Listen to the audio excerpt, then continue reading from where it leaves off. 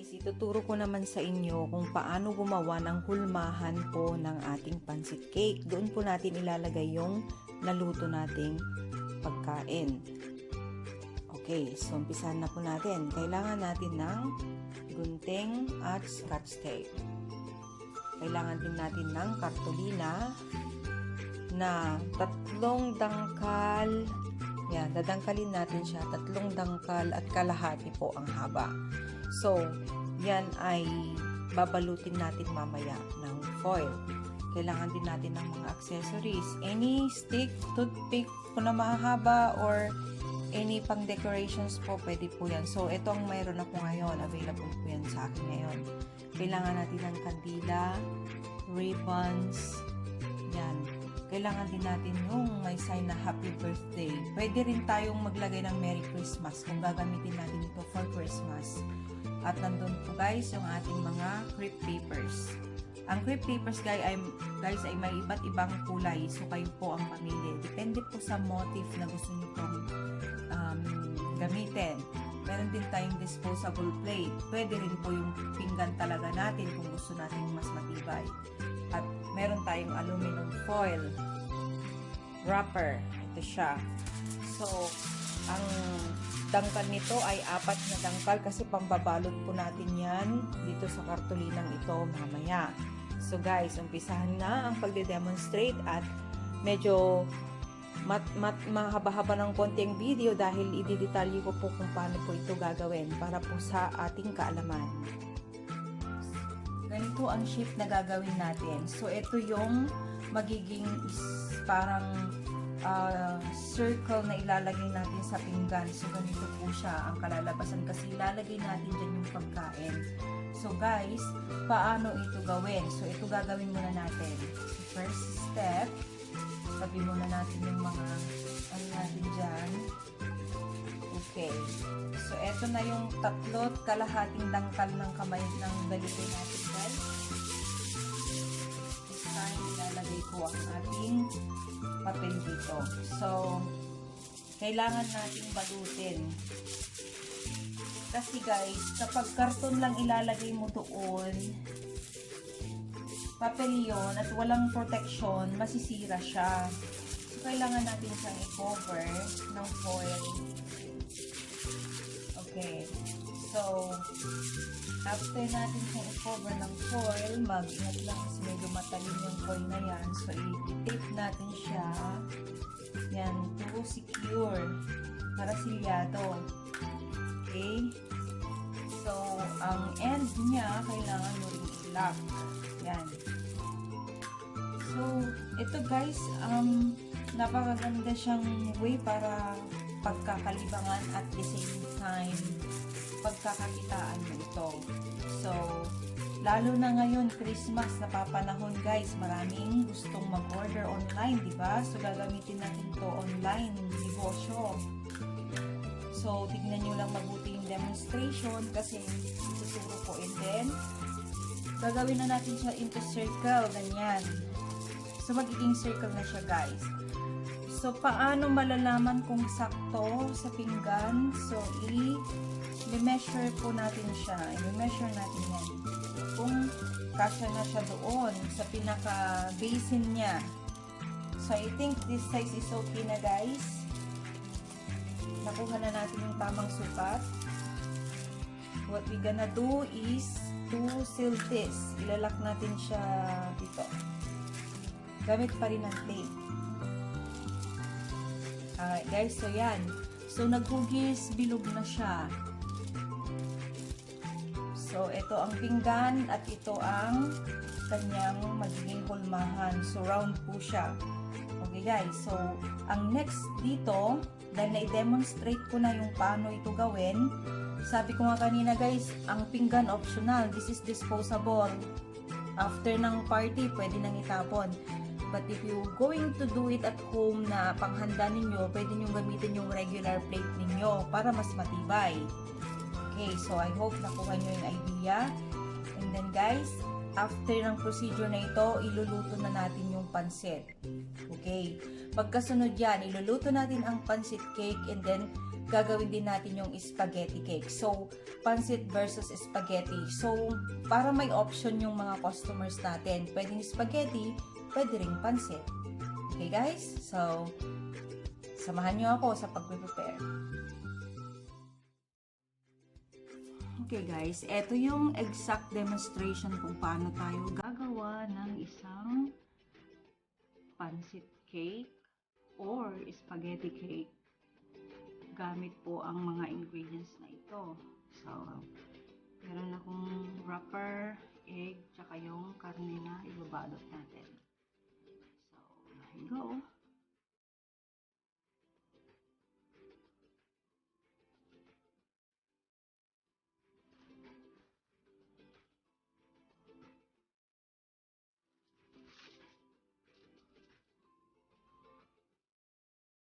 Kailangan medyo mas mahaba siya kasi gagawin natin siyang ends o bakod mamaya. Mahaba siya dapat.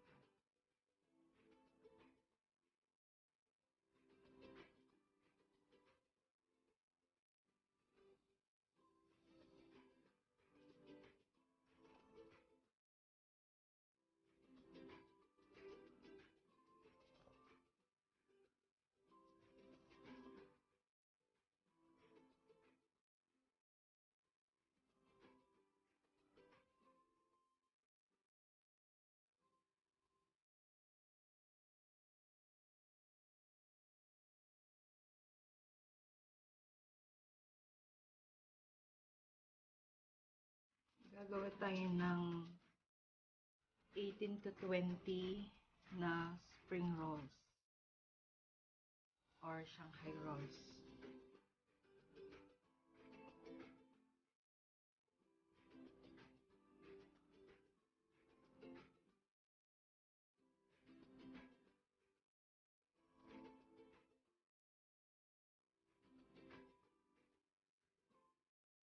Lock natin yung dulo para hindi bumuka pag printo.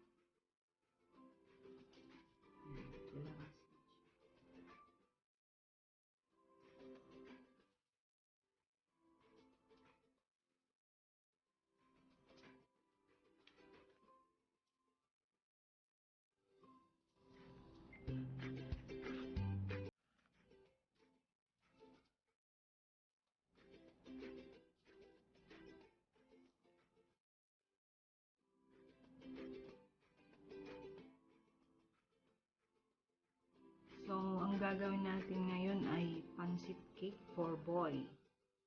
Lalaki yung motif natin ngayon.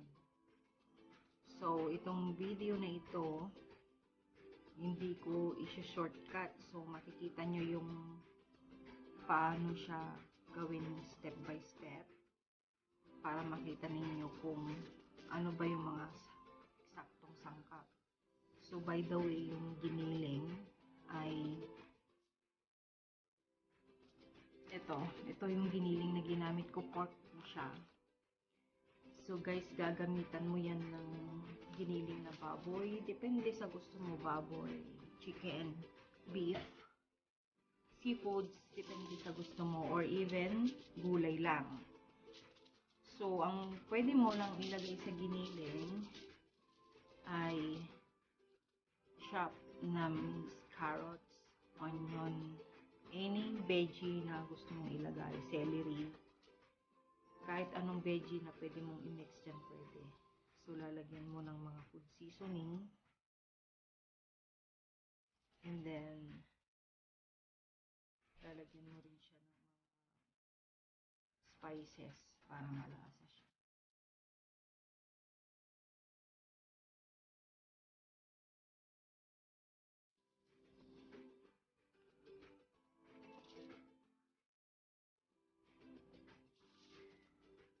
I give the demonstration din kung paano siya paghalo-haluin later.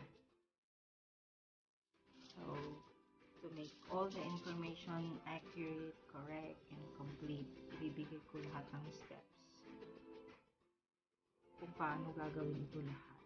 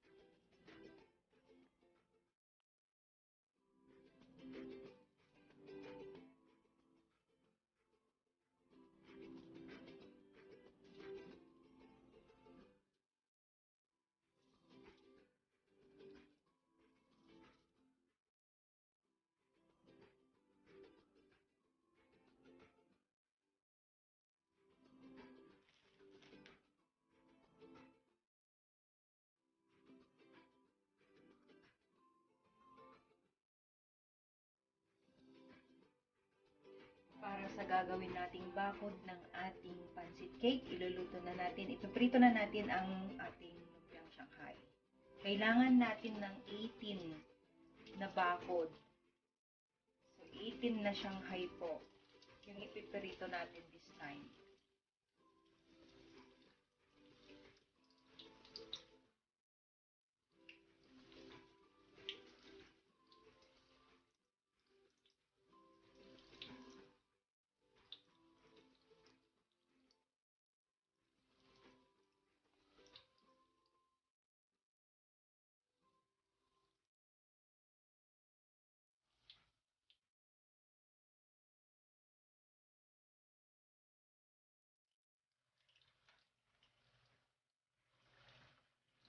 Antayin po natin siyang mag-golden brown para crunchy po yung texture at para mas matibay po siya pag itinayo natin siya sa side ng pancit cake.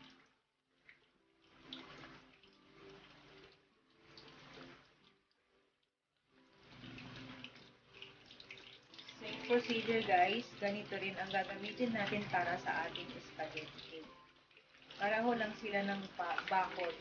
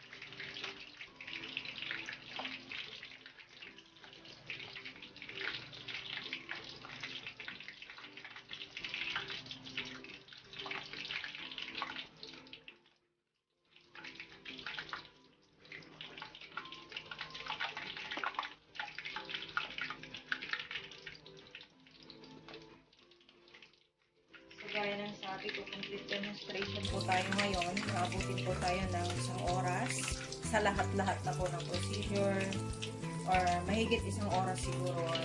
Make sure na mas maikli po yung ating pagdedemo pero this time guys, ito yung mga kompletong detalye. Paano nga ba ito ginagawa? Mula sa paghahanda, sa pagpiprito, at paggawa ng mga paglalagyan ng ating mga cake at pagde-decor. So, yung pagde-decorate mamaya ang pinaka-exciting na part kasi doon masusubok yung creativity mo. Kasi guys, bihira lang ang gumagawa nito at bihira rin ang gumagawa nito I think sa Pilipinas. So, itong recipe na to na-discover ko na lang po dito sa location ko, dito po sa Toronto. So, ngayong araw kasi may umorder ito, may nagpagawa. So, sabi niya, gawan ko daw yung 22 years old na binata niya ng pancit cake niya. So, since available naman ako this afternoon, so gumawa ako. And then at the same time, I make demonstration na din para ma-share ko din sa aking mga subscriber. I hope someday makagawa rin kayo nito guys. Para hindi na kayo bumibili ng mamahaling pancit so they can blow a cake po na pancit cake. So, lagyan natin ng mga decoration mamaya at mga kandila. So, this is ready. Almost ready na guys. So, ito-fry ko na rin yung siomai, fishball at shrimp.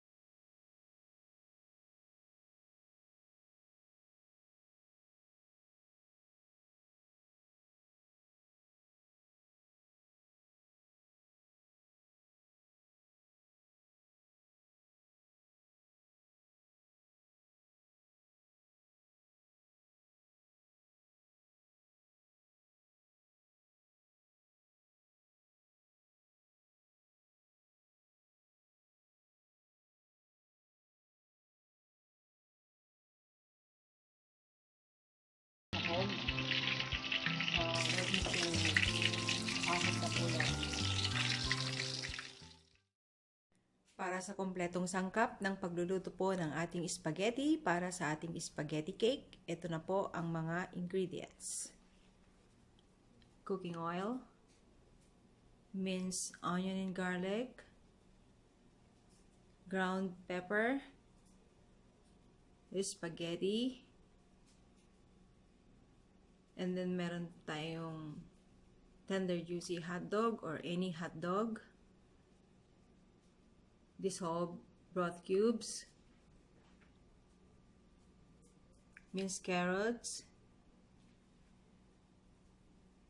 classico spaghetti sauce or any brand po na pwedeng ilagay sa ating spaghetti, at cheddar cheese or any cheese po na pwede natin pong ilagay din sa ating spaghetti. So tara, iluto na rin natin ang ating spaghetti. Okay guys, magbo-boil na tayo ng pasta. So sa ating kaserola, nilagyan ko na ng tubig, mantika, at yung broth. Dissolve ko na broth para mag-blend po siya sa ating pasta. So yan po yung sikreto dyan. So antayin natin ito mag-boil at ilagay na po natin yung pasta. Bago kumulo guys, lagyan na natin ng asin.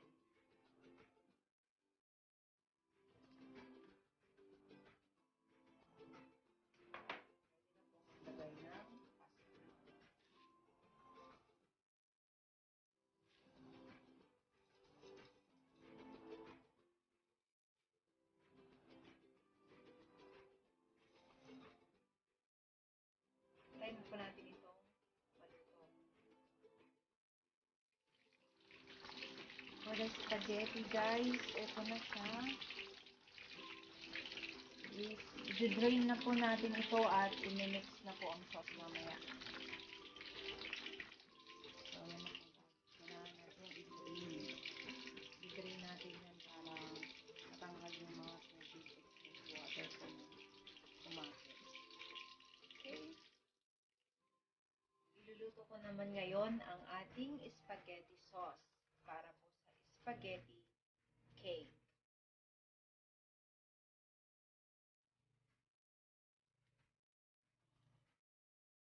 Lagyan natin ng mantika.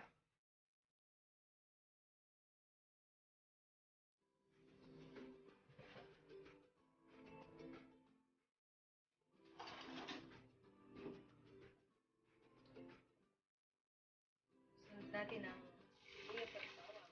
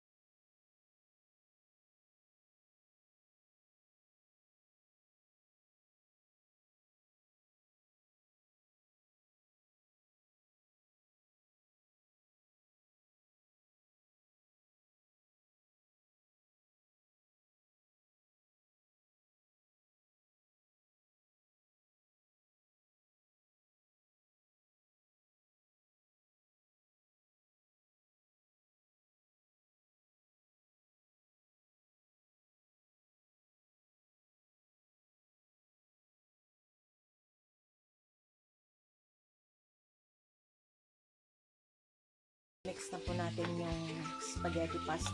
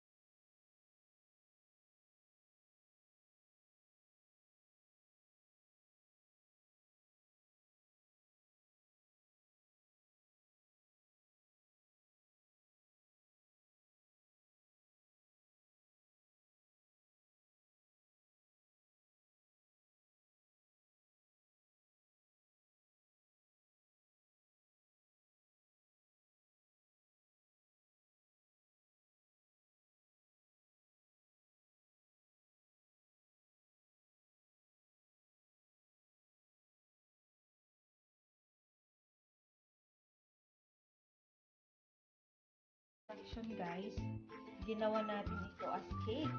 Di ba kakaiba? Hindi lang puro sweet na cake. Ito talagang pang-merienda na cake. Okay guys, so kompleto na siya, yung bakod niya.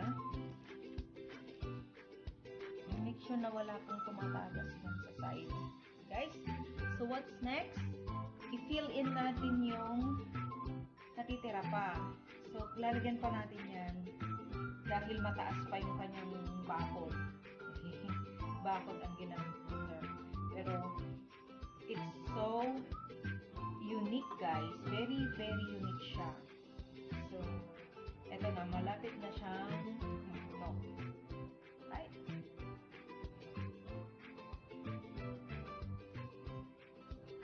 Then, marami pang nitirang mixture pero isa-set aside natin yan for the next kung gusto nyong meriendahin ulit, may natira. So, pwede pa. Okay guys, so this time puno na siya. As you can see, eto yon. So what's next is we have to put decoration. So paano ba natin siya i-decorate? Meron akong itinirang hotdog. So mag-shape tayo into flower. So dito guys, natin-testing, or wait a minute, sorry. Ibalik ko na yung dalawang yan. Kasi meron akong itinirang sauce. Itong sauce na to guys, ilalatag natin siya sa kanyang top. Para rin siya talagang nasa tray. Ang pagkakaiba lang guys, nilagay lang natin siya sa na parang hugis cake lang talaga. Nilagay natin dito sa kanyang tray. Okay. Next step na tayo guys. Sorry, at na-miss ko ito kanina. Hindi ko nakalimutan. This time, as what I've said, maglalagay tayo ng hotdog. So, itong decoration na to, matutuwa pa yung mga kids kasi ma-attract sila sa kulay niya, guys. Diba? Kahit nga kayong matatanda, ma-attract kayo sa kulay niya. Kasi, combination of red, may orange, di lalo na mamaya kapag nilagyan na natin yan ng decoration. So, any decoration shape or images na pwede nyo ilagay, like flower, smiley, kahit ano. So, we are born to be creative. Minsan i-discover din natin yung kakayahan natin na mag-decorate, di ba? So, ito. So, natutunan ko na lang ito by myself, by my curiosity na rin siguro sa kitchen. So, minsan yung lockdown, natuturuan tayo ng maraming bagay eh, di ba? So, this time, dahil hindi pa masyadong kaluwagan, so marami pala tayong pwedeng gawin sa ating bahay. Okay guys, look. So, parang hugis flowers na siya. And this time, lalagyan na natin siya ng cheese. So, gaya ng sabi ko, yung cheese, pwedeng cheddar cheese o yung regular cheese, parmesan cheese. Basta bahala kayo kung anong cheese ang ilalagay. Guys, ilalagay ko dito sa tuktok niya. Yan. So, it makes more beautiful, di ba? So, nandyan yung kanyang cheese. Alright, what's the next step? So, nailagay na natin yung mga dapat ilagay, guys. So, what's next is magde-decorate na tayo. So, tabi ko lang muna yung mga kalat natin dyan. Lagay ko lang dito sa isang side, guys, para hindi siya sagabar sa ating demonstration. Okay, what's next is paano natin i-cover yung foil na to. So, tanggalin ko na guys yung gloves ko muna. Kasi madudumihan yung ating... Okay, nag-wash naman ako ng kamay kanina. So, what's next? I-decorate na natin yung kanyang side. So, what I did, kukuha ako ng double-sided tape. Double-sided tape. Mabibili ito sa mga bookstore. Sa mga school supplies. Pipil lang natin yun guys. At didikit natin dito. Side. Okay. Para dumikit yung ating pang-decor. So actually, 4. na sides. Yan, guys. So, isa na yung nandun.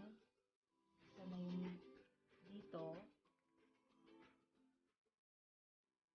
So, para ma-hold firm niya yung i-wrap natin na crepe paper. Dito sa isang side. And then,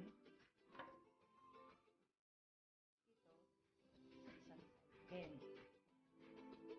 alright. So, what's next? Ilalagay ko ang, I think, para mag-jive sa color, yellow lang ilalagay ko ngayon. Yellow crepe paper.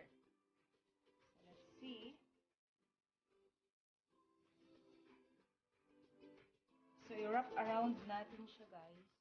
Dito.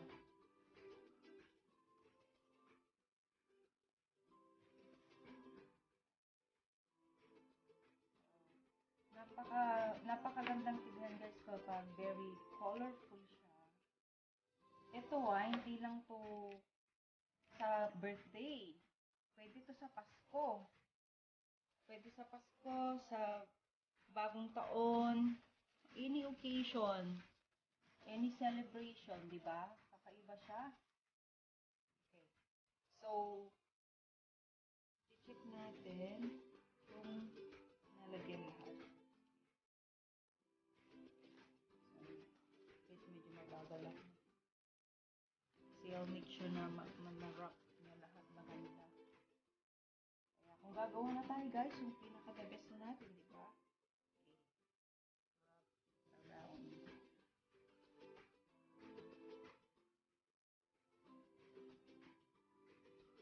So, nagtutugma yung kulay. Medyo may combination siya ng mga yellow, red, orange, cheese. Okay.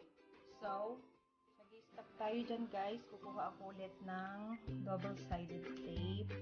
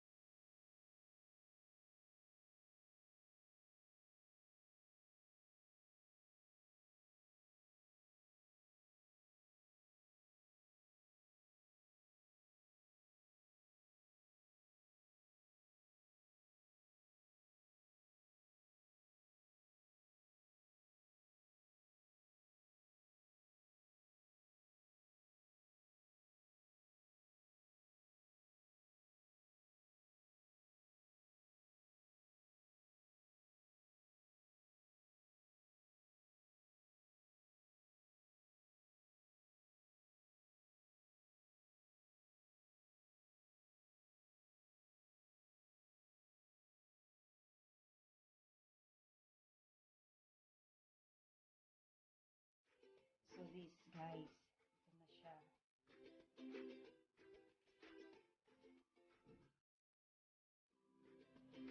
So, it looks beautiful.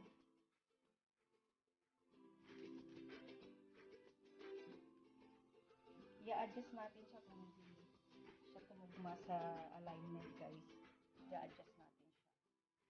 So, to make the ribbon beautiful, sumobra ko ng konti. This tutorial, guys, is very useful. Hindi lang dahil sa gusto kong ipakita na kaya kong gawin ito, but then, guys, it is worth sharing. Kung gusto nyo rin matutunan ng ibang friends natin and other subscribers, you can share my video para may idea din sila, guys. Masyadong haba yung ribbon. Okay. So, i-drop natin siya. Okay. Ito na itsura niya sa harap, guys. Pero tumatayo yung ribbon. Gugupitin ko dito sa magkabilang dulo to make it more pretty. Naamoy ko na yung aroma niya. Gusto ko nang kumain. Alright, guys. I'll show it to you. Ayan na siya. Okay? So, hold on for a sec. Ko lang idikit yung sa ilalim para maganda. So, when I'm doing this, guys, parang may skin ako kasi kaya ko palang gawin ito. So, ilalagay natin dito sa ilalim.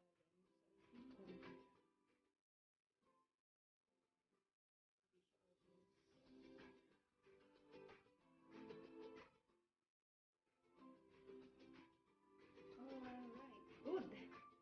Tumikit na siya ng maayos, guys. So, ito na siya ngayon. Look at this. Look at this, guys. So, very simple spaghetti cake. Right?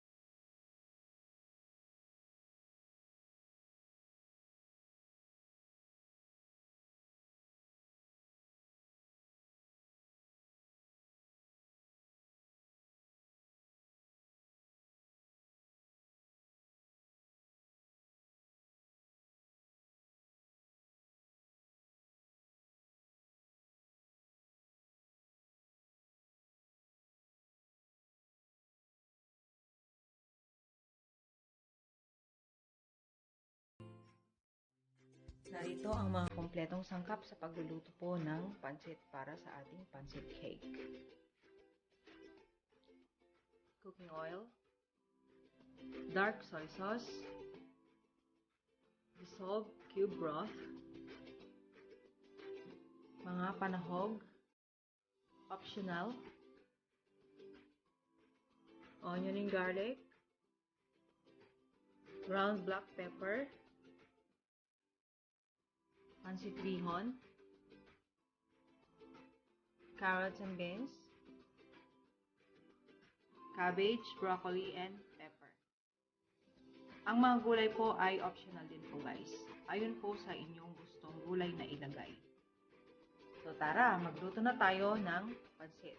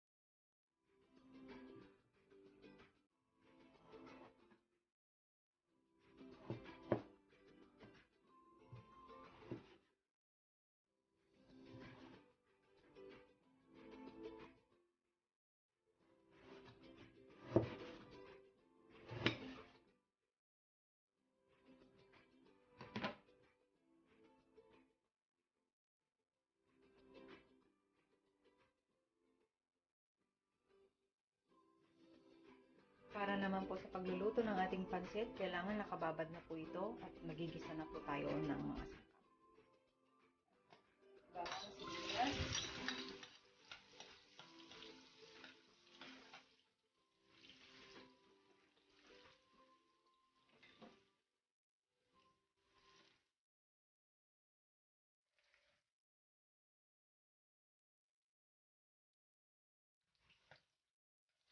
Lagyan na po natin ang ating karne.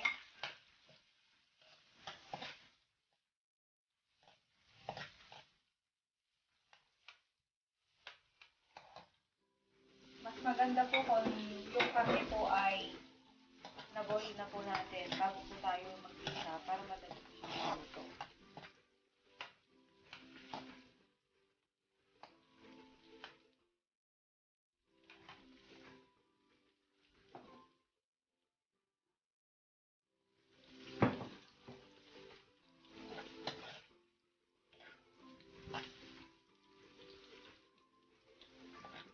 Medyo brown na po yung karne, so pwede na po tayo maglagay ng gulay. Onion.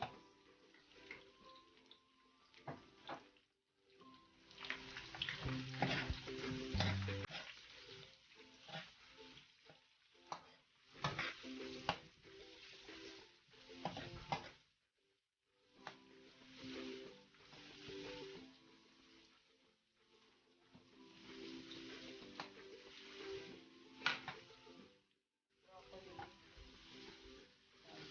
Cabbage. Siling pula.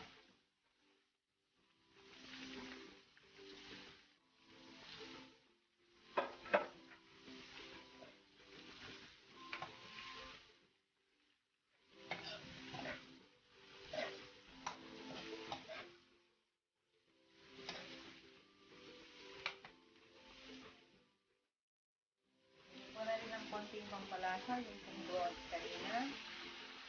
Konti lang.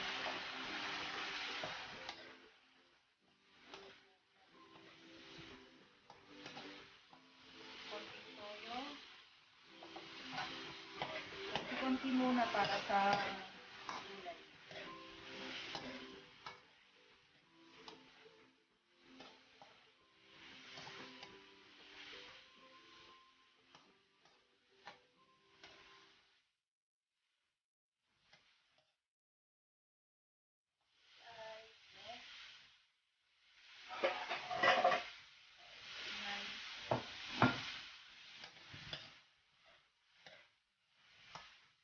Set aside.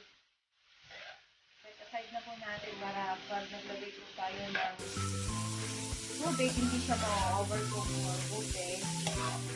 This time, after po maiamon lahat dito guys, kailangan natin maglagay ng tubig.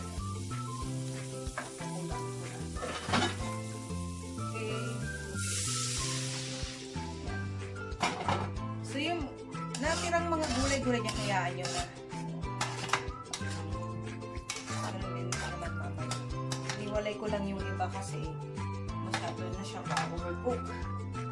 So while this waiting to boil, lagyan na natin ng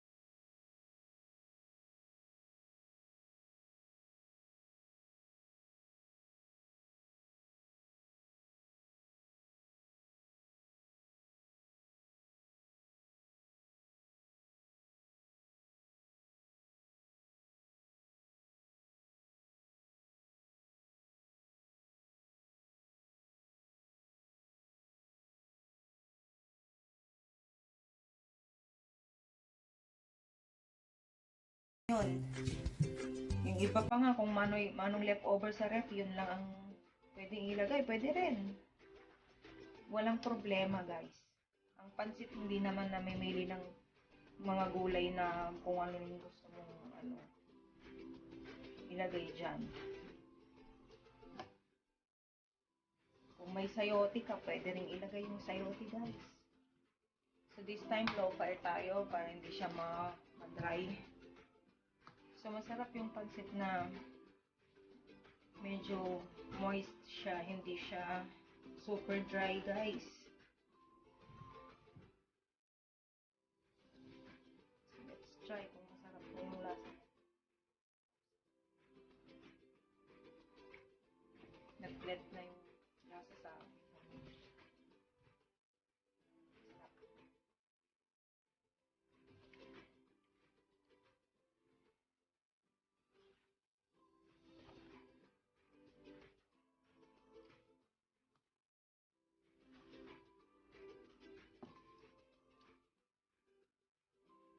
Okay, this is ready na to prepare and decorate, guys, sa ating hulmahan.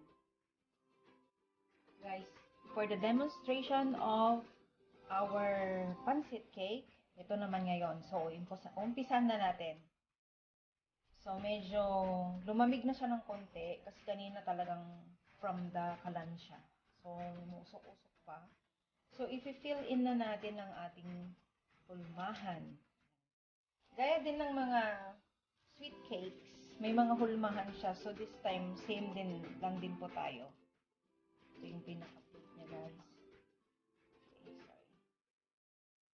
Okay. Fill in lang natin ulit ng half. Kagaya po ng demo ko kanina dun sa... Oops, magpas. Yung demo ko kanina sa ating spaghetti, half din. Bakit half? Kasi kailangan ilagay yung bakod. Pag masyado ng maraming pansit, nahirapan kang maglagay. Okay. So, next. I think pwede na yan. So, this time, guys, kailangan ulit ng tinidor, yung tinidor natin. To the fence. So, gaya ng sabi ko, yung lumpia yun yung magsisilbing fence niya, bakod. So, about 18 to 20, guys, na lumpia. So, tsaga lang tayong manood kasi ito yung talagang procedure na step by step. Wala siyang shortcut, guys. So, para makita ninyo kung paano ba, para pag kayo nang gagawa, memoryado nyo na, guys, hindi nyo na kailangan i-play ang video.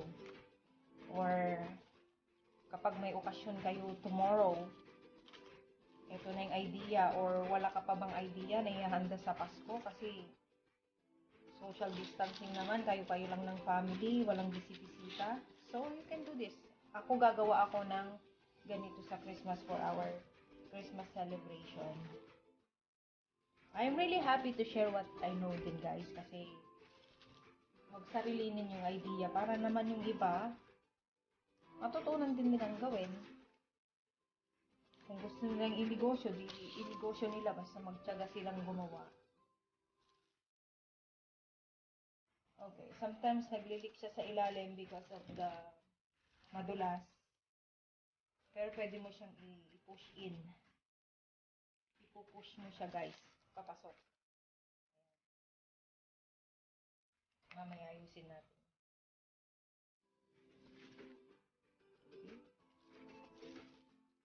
Punuin muna natin yung bakod niya. This time parang 20 pieces ang may lalagay doon.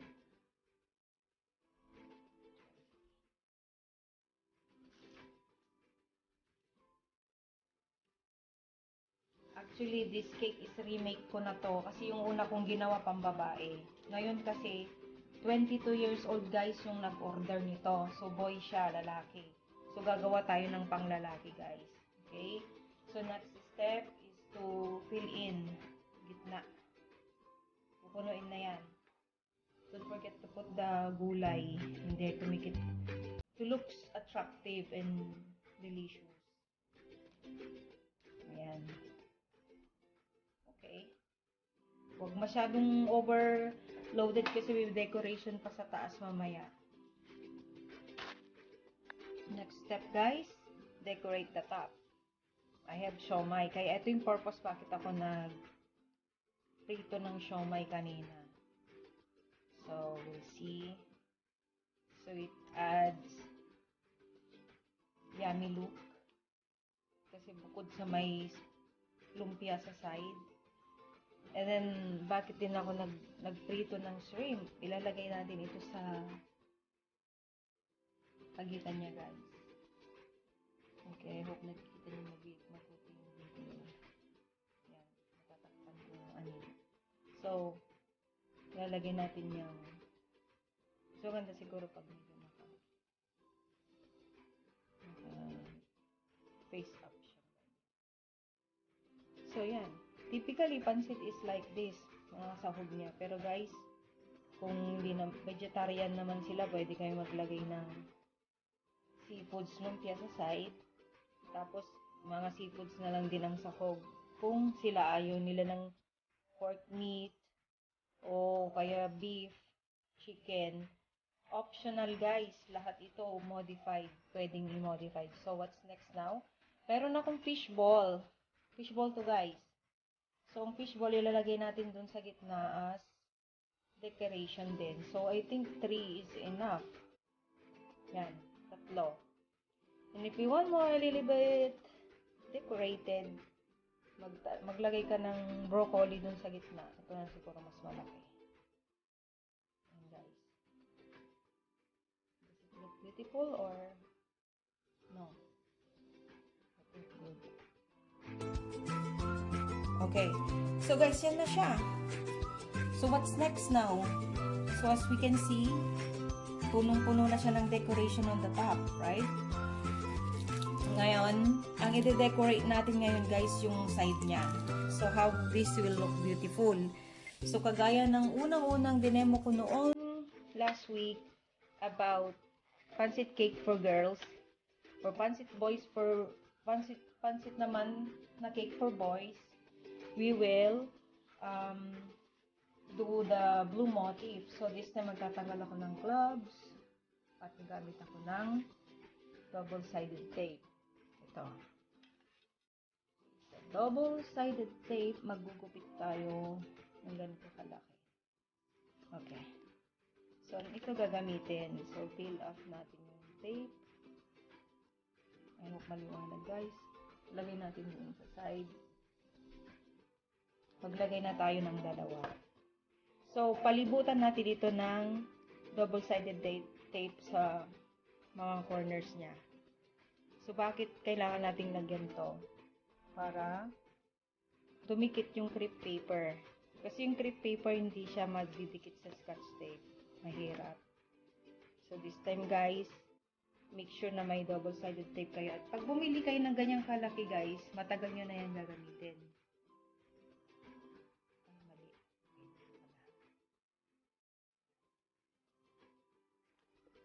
Ito, matagal ko nang gamit. Ilang ano na to, months ko nang gamit. Kasi, as what I've said, bestseller itong pancit cake ko dito. Lagi nilang in-order. So, I'm very happy kasi mga Filipino dito sa Toronto, nakilala nila yung ginagawa ko. Na-appreciate nila. Sometimes, they give tips. May patip pa talaga si ate kasi natuwa lang sa itsura ng ating pancit cake. Alright, dahil lalaki siya guys, gusto kong gamitin itong crepe paper na ito. Yan. So, kuya ang mag-birthday. So, gupitin muna natin yung may butas. Hindi natin kailangan yung butas.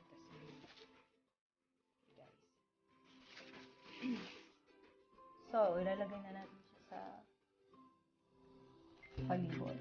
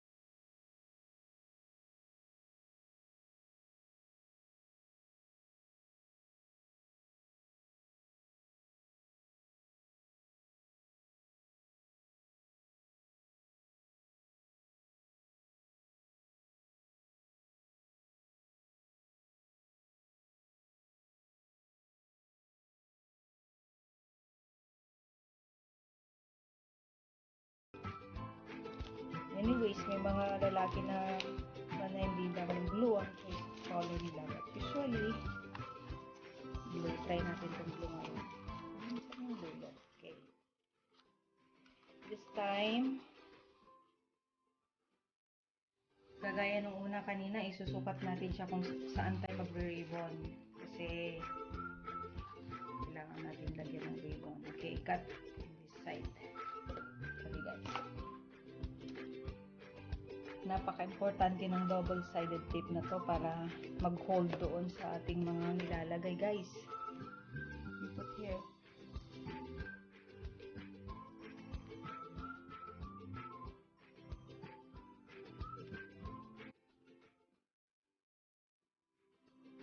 Yun.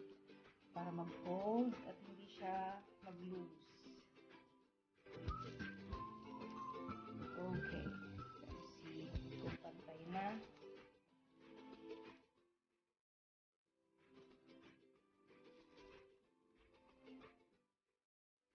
Pantay na siya. Okay. So, at this end, guys, i-ribbon ko siya.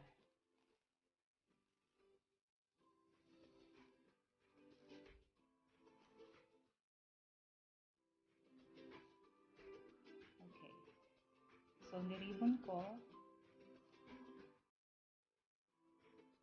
I like this ribbon, guys. Parang lace ribbon siya. So, it add beauty sa decoration. Okay. Tignan natin bakit siya nag-loose. Ibababa natin siya.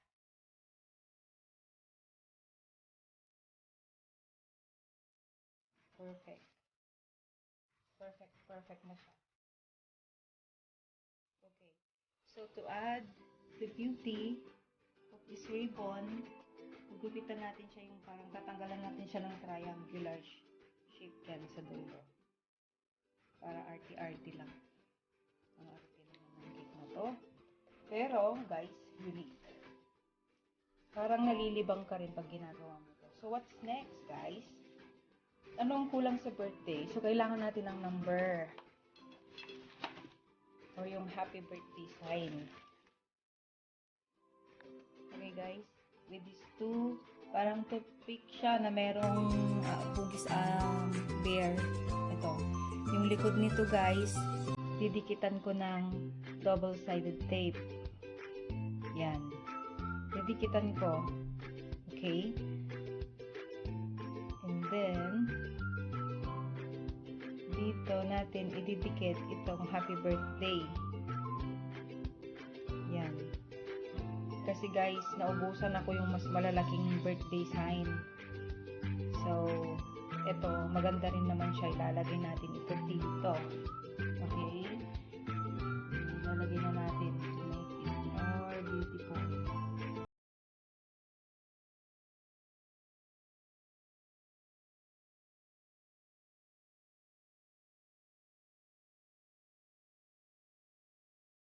Okay, happy birthday. Yan, nakalagay dyan. And then, anong kulang? So, ilang taon na siya? Let's say, 1 year old yung magba-birthday, lagyan natin ng isang kandila dyan. Okay?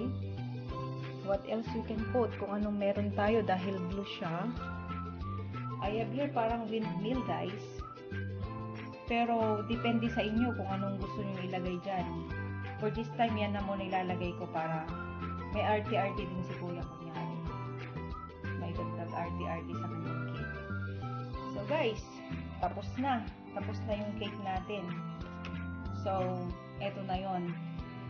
Simple, ang lalaki, at I hope na gustuhan niyo yung paggawa natin ito, guys, at natuto kayo. Okay.